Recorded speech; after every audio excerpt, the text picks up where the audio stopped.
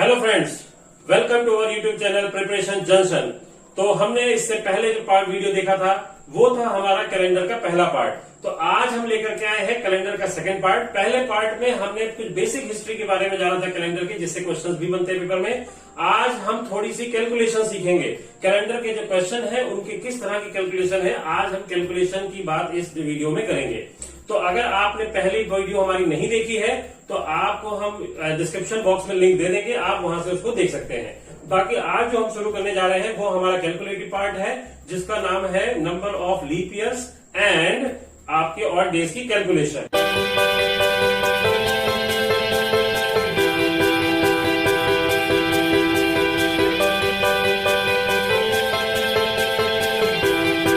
तो फ्रेंड्स, आज हमने देखेंगे कि कैसे नंबर ऑफ लीप ईयर्स निकालते हैं।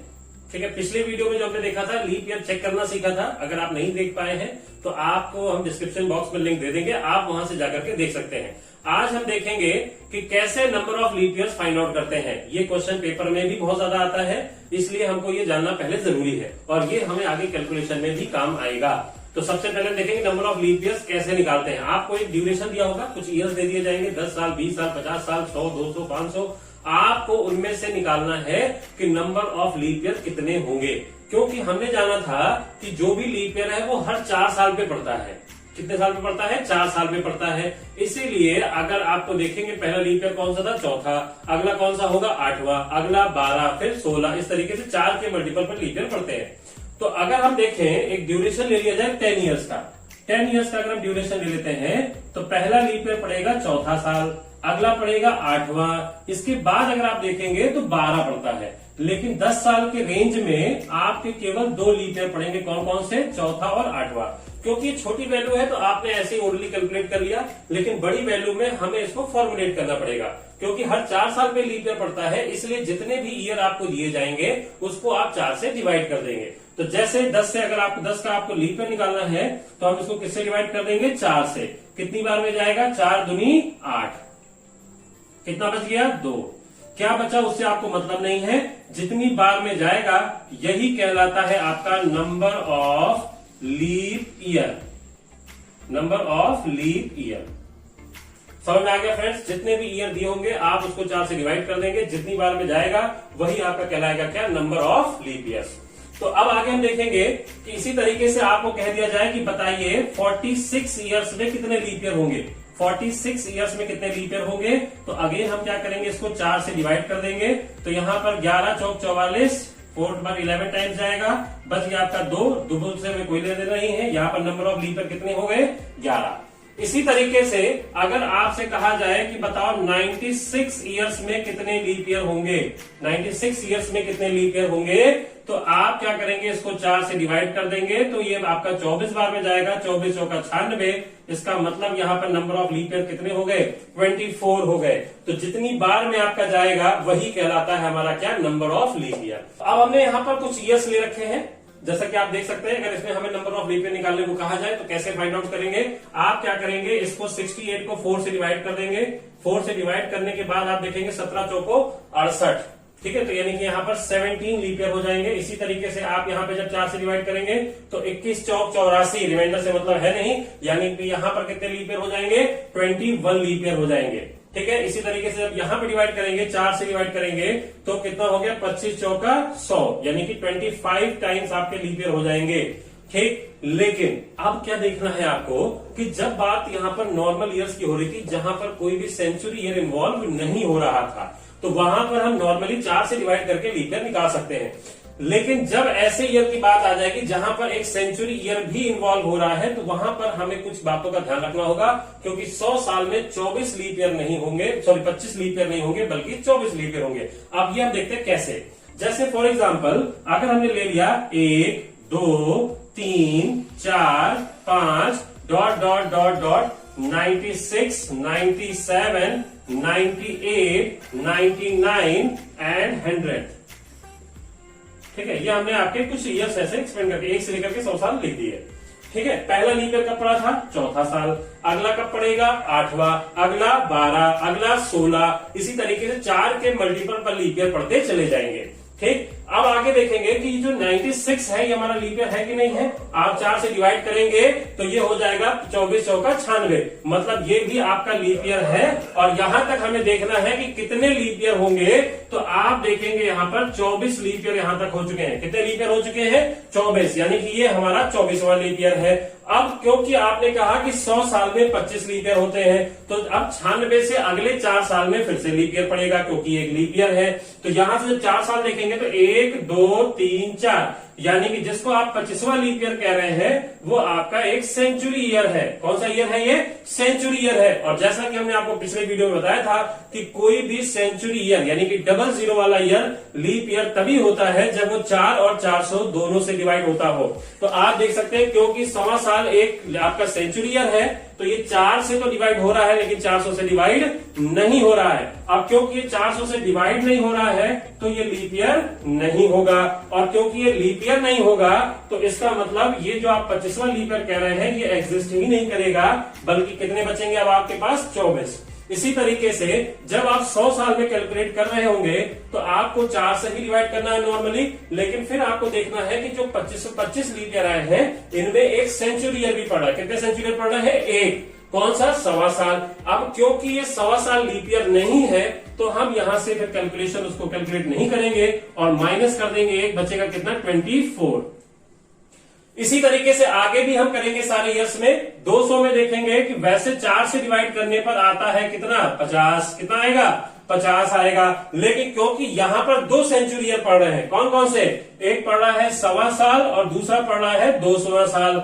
अब क्योंकि ना 1.25 साल हमारा लीप ईयर है और ना ही 200वां साल लीप ईयर है, क्योंकि ये दोनों ही लीप ईयर नहीं है, इसीलिए यहां से हम 2 माइनस कर देंगे तो बचेगा कितना? 48। ठीक है। इसी तरीके से आप देखेंगे यहाँ पे 300 को फिर से 4 से डिवाइड करेंगे तो 4 से डिवाइड करने पे यहां पर वैसे आना चाहिए था 75, लेकिन जब आप देखेंगे यहाँ पर कितने सेंचुरी इन्वॉल्व हो रहे हैं? 3 सेंचुरी इन्वॉल्व हो रहे हैं। कौन कौन से? 100वां, 200वां और 300वां साल। ना 1.25 साल आपका लीप ईयर है, ना 200वां साल लीप ईयर है और ना ही 300वां साल लीप ईयर है। ये तीनों के तीनों आपके लीप ईयर नहीं है। जब लीप ईयर नहीं है तो इनको हम कैलकुलेट क्यों करेंगे? इसीलिए हम इन तीनों को यहां से माइनस कर देंगे। तो जैसे ही आप यहां से 3 माइनस करेंगे आपकी एग्जैक्ट वैल्यू आ जाएगी 72। ठीक है। इसी तरीके से 400 को जब आप 4 से डिवाइड करके देखोगे तो आएगा कितना? 100। ठीक। अब यहां पर आप देखेंगे कितनी शताब्दियां पड़ी? 4। 100, 200, 300 और 400, ये सारे शताब्दी वर्ष आपके यहाँ पर पड़ेंगे। तो आप देखेंगे इनमें से कौन सा ईयर लीप ईयर है और कौन सा नहीं है। तो 1.25 साल आपका लीप ईयर है? नहीं है। क्यों? क्योंकि 400 से डिवाइड नहीं होता है। 200वां साल लीप ईयर है? नहीं। 300वां नहीं। 400वां है, क्योंकि ये 400 से डिवाइड होता है। तो इस केस में आपने देखा कि 4 में से केवल 3 ही सेंचुरी ईयर आपके लीप ईयर नहीं हो रहे हैं, लेकिन एक हो जा रहा है क्योंकि वो 400 से डिवाइड हो रहा है। तो हमें माइनस उन्हीं को करना है जो लीप ईयर नहीं है। तो कितने माइनस करेंगे आप? यहाँ पर 3। यहाँ पर भी हम 3 माइनस करेंगे तो यहाँ बचेगा 97। दोस्तों कंफ्यूज मत होइएगा, क्योंकि आपने यहाँ भी 3 माइनस किया था, यहाँ भी 3 माइनस किया था। ऐसा क्यों हुआ? क्योंकि यहाँ पर 3 शताब्दी वर्ष थे और 3 के तीनों लीप ईयर नहीं थे, इसलिए माइनस कर दिया। अब यहाँ पे 4 शताब्दी वर्ष है, लेकिन 4 में से एक लीप ईयर आपका हो जा रहा है, तो उसको हम माइनस नहीं करेंगे, इसलिए यहाँ पर हमें 3 माइनस करना पड़ेगा। ऐसे एक पेपर में पूछा जा चुका है कि बताइए 500 साल में कितने लीप ईयर होंगे? 500 साल में कितने लीप ईयर होंगे? तो आप क्या करोगे? पहले नॉर्मली जैसे 4 से डिवाइड करते हो कर लीजिए। कितना आएगा बोलिए दोस्तों? 125। कितना आ गया? 125 आ गया।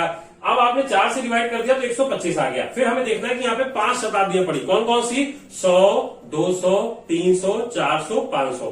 ना 1.25 साल लीप ईयर है, ना 200वां साल लीप ईयर है, ना 300वां है। 400वां हो जाएगा और 500वां नहीं होगा, यानी कि एक लीप ईयर हो रहा है, बाकी के 4 आपके लीप ईयर नहीं हो रहे हैं। इसीलिए यहां से आप क्या करेंगे? 4 माइनस कर देंगे तो बचेगा कितना? 121। इसी तरीके से इसको आप ओरली समझ लीजिए कि जैसे 800 साल की बात हो रही है, 800 साल में कितने माइनस करने पड़ेंगे? 800 साल में 8 शताब्दियां होंगी, जिसमें से आपके 400 और 800 लीप ईयर हो जा रहे हैं, यानी कि 2 छोड़ देना है, तो बचे कितने? 6। तो 800 के केस में हम 6 माइनस करेंगे। इसी तरीके से 1000, अगर 1000 दिया गया है तो 1000 के केस में कितना माइनस करेंगे हम? 10 शताब्दियां होंगी, 2 लीप ईयर निकलेंगे, 400 और 800, उनको आप हटा देंगे तो बचेंगे कितने? 8, यानी कि 1000 के केस में हम 8 माइनस करेंगे। इसी तरीके से कितने भी ईयर दिए होंगे उसमें आप क्या करिएगा? जो भी सेंचुरल लीप ईयर हो रहा है उसको छोड़ करके बाकी सारे शताब्दी वर्ष माइनस हो जाएंगे। ठीक है। तो इस तरीके से आपके क्वेश्चन पेपर में बन सकते हैं, तो इस कैलकुलेशन को अच्छी तरीके से याद रखिएगा। तो दोस्तों अब जो हम अगला पॉइंट देखने जा रहे हैं वो है हमारा ऑड डेज। अब ऑड डेज होता क्या है पहले तो ये जान लेते हैं। ऑड डेज का मतलब होता है हिंदी में विषम दिन। क्या होता है? विषम दिन। विषम दिन क्या होता है कि टोटल नंबर ऑफ डेज को क्या करते हैं, कुल दिनों की संख्या को वीक में कन्वर्ट कर देते हैं। किस में कन्वर्ट कर देते हैं? वीक्स में। वीक्स मतलब हफ्ते में, सप्ताह में कन्वर्ट कर देते हैं। कन्वर्ट करने के बाद जो भी हमारे पास शेष दिन बच जाते हैं उन्हीं को कहा जाता है विषम दिन। क्या कहते हैं? विषम दिन। कहने का मतलब ये होगा कि फॉर एग्जांपल जैसे हमारे पास 15 दिन है। कितने दिन है? 15। 15 में अगर हम देखें कितने वीक्स बनेंगे, कितने सप्ताह निकल सकते हैं, तो सप्ताह क्योंकि 7 दिन के होता है इसलिए हम देखेंगे 7 7 14, 2 हफ्ते निकल गए, 7 7 14, 2 हफ्ते निकल गए तो बचा कुछ हमारे पास, एक दिन एक्स्ट्रा बच गया, उसी को हम कहेंगे क्या? Odd days. क्या कहते हैं उसको हम? Odd days. तो कंसेप्ट पहले समझ लीजिए ऑड डेज का क्या होता है कि टोटल नंबर ऑफ डेज को सप्ताह में कन्वर्ट करने के बाद जो भी हमारे पास शेष फल बचेगा, जो भी शेष दिन बचते हैं उसी को कहा जाता है ऑड डेज। अब इसी को फॉर्मूले से समझते हैं। ये तो हमने कंसेप्ट को समझा कि टोटल नंबर ऑफ डेज को वीक में कन्वर्ट करने के बाद जो शेष बचेगा डेज उसको हम ऑड डेज कहेंगे। अब इसको फॉर्मुलेट कैसे करते हैं कि टोटल नंबर ऑफ डेज को क्या करते हैं हम?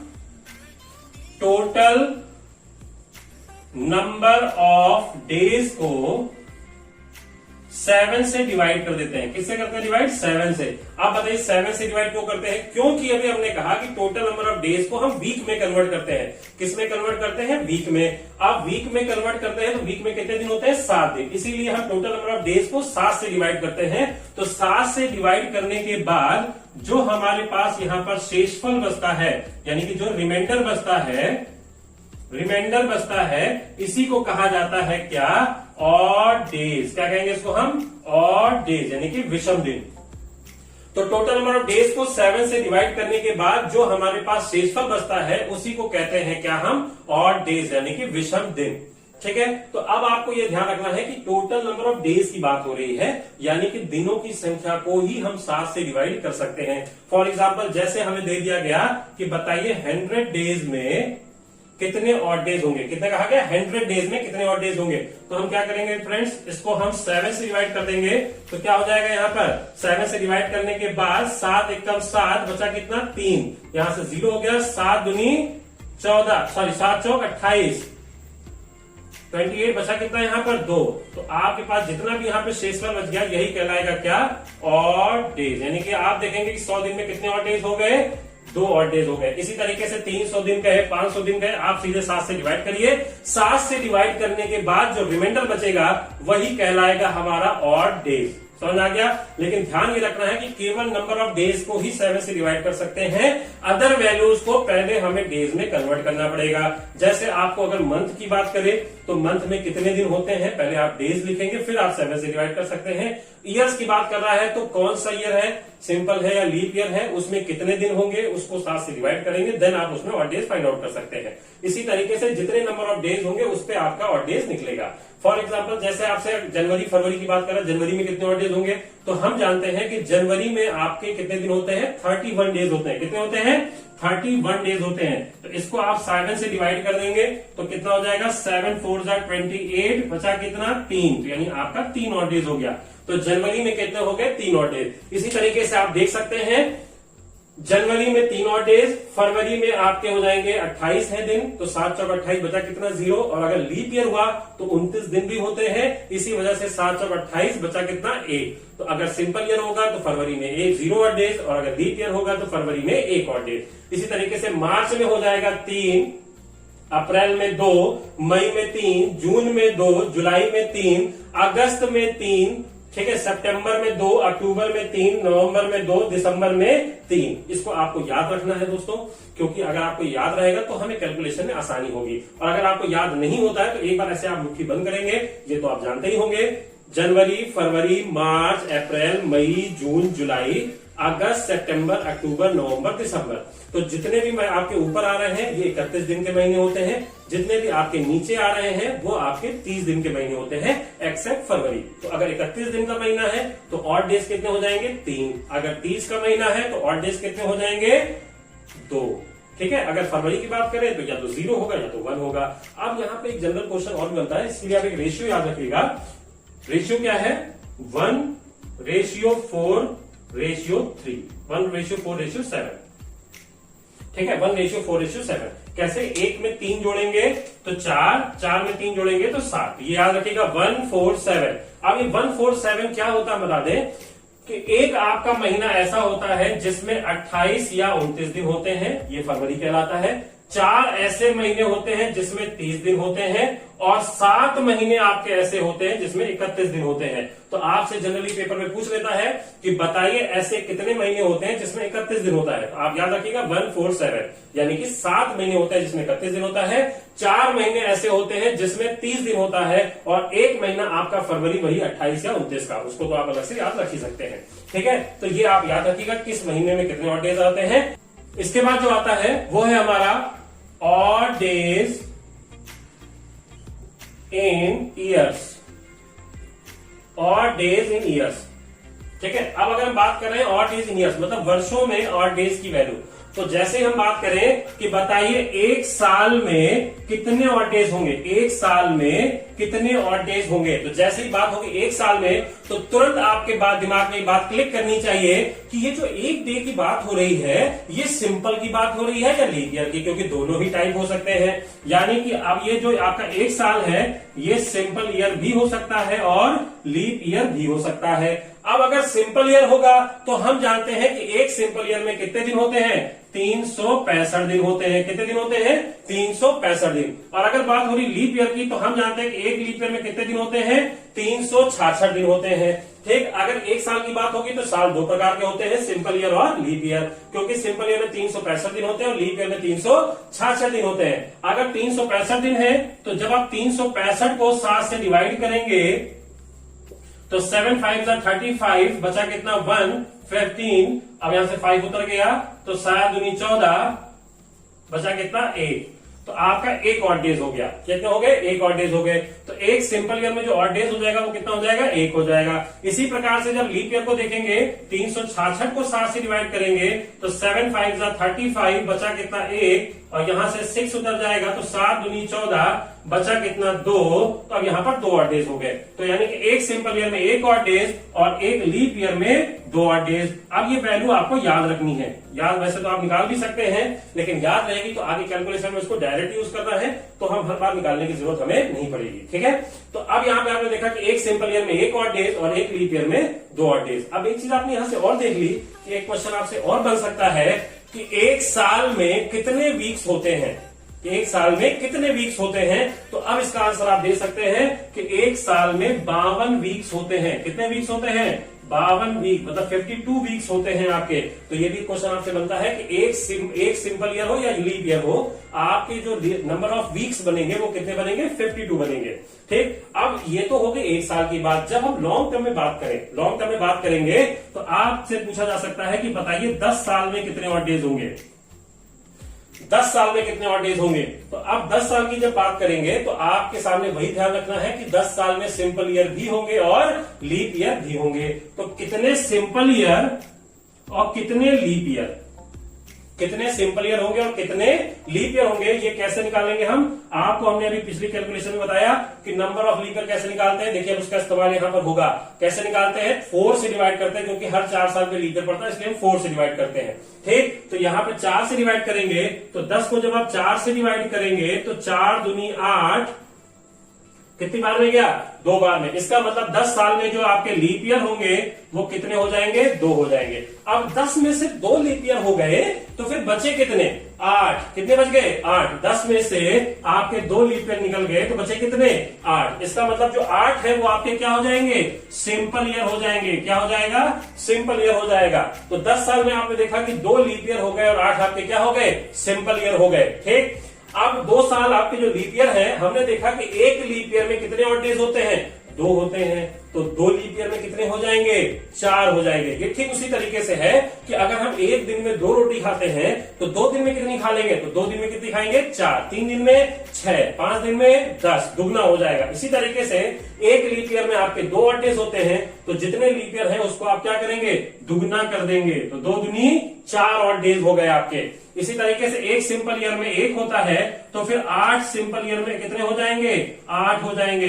तो इन दोनों ही वैल्यूज को ऐड कर लेंगे तो 8 4 कितना हो गया 12, यानी कि टोटल ऑड डेज कितने हो गए 12 ऑड डेज हो गए, यानी कि 10 साल में आपके 12 ऑड डेज हो जाएंगे। लेकिन आपको एक बात हमेशा ध्यान रखनी है, the value of odd days should be always less than 7। Odd days की जो वैल्यू है वो हमेशा 7 से छोटी होनी चाहिए। अगर कहीं भी वैल्यू आपको 7 से बड़ी मिल रही है तो आप उसको अगेन 7 से डिवाइड कर सकते हैं, क्योंकि 12 डेज हैं, 12 ऑड डेज है। अभी भी हम यहां से एक वीक निकाल सकते हैं, तो हम यहां से निकाल देंगे 7 एकम 7, बचा कितना आपका 5 ऑड डेज, यानी कि 10 साल में नंबर ऑफ ऑड डेज कितने हो गए 5 ऑड डेज हो गए। इसी तरीके से अगर आपसे पूछ लिया जाए कि बताइए 20 साल में कितने ऑड डेज होंगे 20 साल में, तो 20 साल में आपके लीप ईयर कितने हो जाएंगे 5, और आपके सिंपल ईयर कितने हो जाएंगे 15। लीप ईयर हो गए 5 और सिंपल ईयर हो जाएंगे कितने 15। अब इसको आप 7 से डिवाइड कर देंगे, सॉरी 4 से 2 से मल्टीप्लाई कर देंगे तो 5 दूनी 10, आपके 10 ऑड डेज हो गए। और यहां पर क्योंकि एक सिंपल ईयर में 1 होता है तो ये हो गया 15। तो दोनों को जब आप ऐड करेंगे तो कितना हो गया ये 25 ऑड डेज हो गए, क्योंकि 7 से बड़ी वैल्यू है। तो 7 21, बचा कितना 4 ऑड डेज। आपने देखा कि आप देखेंगे 20 साल में 5 आपके लीप ईयर है और 15 आपके सिंपल ईयर है। एक लीप ईयर में 2 ऑड डेज होता है, तो 5 दूनी 10 ऑड डेज हो गए आपके लीप ईयर में, और एक सिंपल ईयर में 1 होता है, तो 15 एकम 15 हो गया। तो कुल मिला के कितने हो गए 15 और 10 25 ऑड डेज हो गए। अब इसको हम 7 से डिवाइड करेंगे तो 7 21, बचा कितना 4 ऑड डेज बच गए। तो इसी तरीके से 20 साल में आपके कितने ऑड डेज आ गए 4 ऑड डेज हो गए। इसी तरीके से जितने भी ईयर आपको दिए जाए उसके आप ऑड डेज निकाल सकते हैं। तो अब देखिए, जैसे आपको क्वेश्चन दे दिया गया कि बताइए 46 इयर्स में कितने लीप ईयर होंगे, 46 इयर्स में कितने लीप ईयर कितने ऑड डेज होंगे। तो कैसे निकालेंगे 46 इयर्स में आप पहले क्या करेंगे लीप ईयर की संख्या निकाल लेंगे और सिंपल ईयर की संख्या निकाल लेंगे। ये आप प्रोसेस दिमाग में बिठा लीजिए। किसी भी ईयर का ऑड डेज अगर हमें निकालने को कहा जा रहा है तो पहले हम लीप ईयर और सिंपल ईयर अलग अलग कर लेंगे। तो 46 में लीप ईयर कैसे निकालेंगे, अभी मैंने बताया था कि 4 से डिवाइड करके, क्योंकि हर 4 साल पे लीप ईयर पड़ता है। तो 46 को जब आप 4 से डिवाइड करेंगे तो 11 चौक 44, बचा कितना यहाँ पर 2। ठीक है, तो आपको यहाँ पर 2 से मतलब नहीं है। लीप ईयर के केस में हम यहाँ पर कोशेंट लेते हैं, भागफल लेते हैं, यानी कितने लीप ईयर हो गए 11।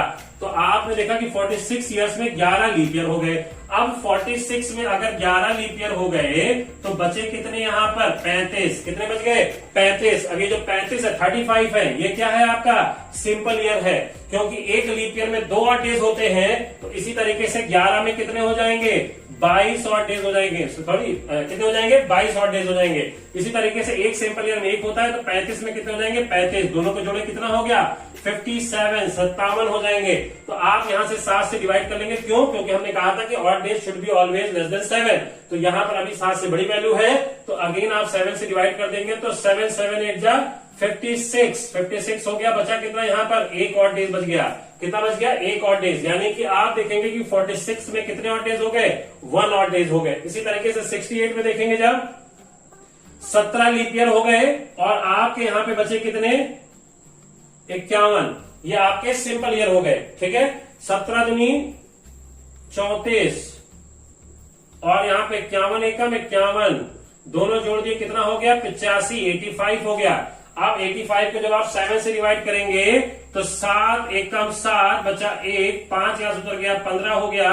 तो 7 दूनी 14, बचा कितना यहाँ पर 1 ऑड डेज, यानी कि आप देख सकते हैं कि 68 इयर्स में आपके नंबर ऑफ ऑड डेज कितने हो गए 1, और 46 में कितने थे 1।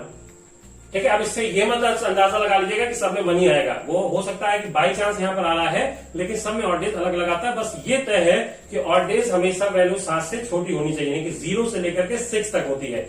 तो अब ये तो हमने देखा इसका बेसिक मेथड, ये बेसिक तरीका था। इसको हम अब शॉर्ट ट्रिक से जानेंगे, लेकिन वो जानेंगे हम अपनी अगली वीडियो में। तो देखते रहिए हमारी सारी वीडियोस को ध्यान से, और एक भी वीडियो मिस मत करिएगा।